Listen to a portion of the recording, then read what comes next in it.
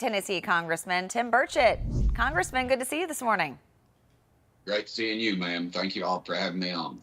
Of course. So all of Hunter Biden's dirty laundry being aired out across the Delaware courtroom. We're hearing so many terrible details about his drug use, and we know that the First Lady will be back in court supporting her stepson again today. How do you think this affects the president mentally as a father? Do you think it will have an effect at all on his campaign? I honestly don't think he has much of a mental capacity at this point. I've had conversations with him. I know several of my colleagues have. I know Democrats are being more outwardly outspoken about just how pitiful his cognizant level is.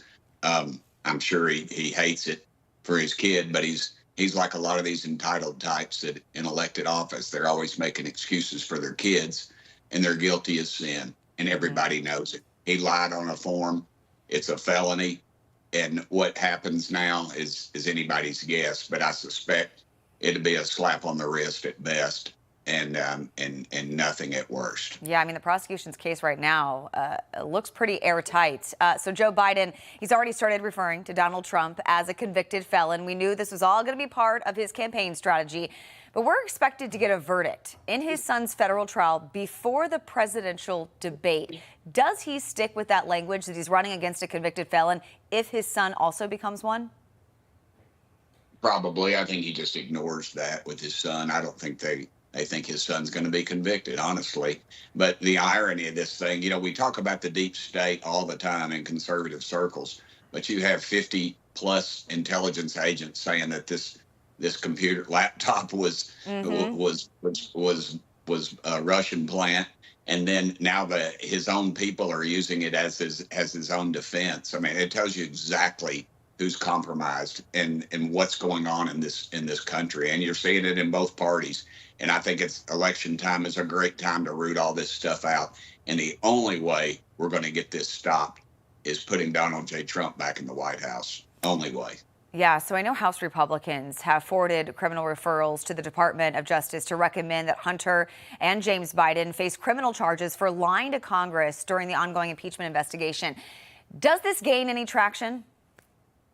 Well, I have the utmost confidence in my friend Jim Jordan and my chairman Comer, Jim Comer.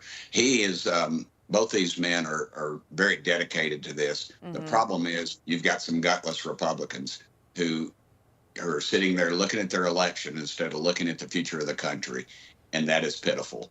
That's what's going to end up happening, I'm afraid. You'll get down to 3 or 4 or 5 that just don't have the guts to pull the trigger on this thing, and that's what'll happen. But I still think we ought to go ahead with these investigations because these folks are obviously guilty and they're hiding stuff. Mm-hmm. I mean, just down the line, the lies that are told. We still don't know if the Bidens have paid taxes on the $20 million that their crime family took in for whatever, for no reason at all. But yet we're gonna you hang a felony on President Trump for a bookkeeping error.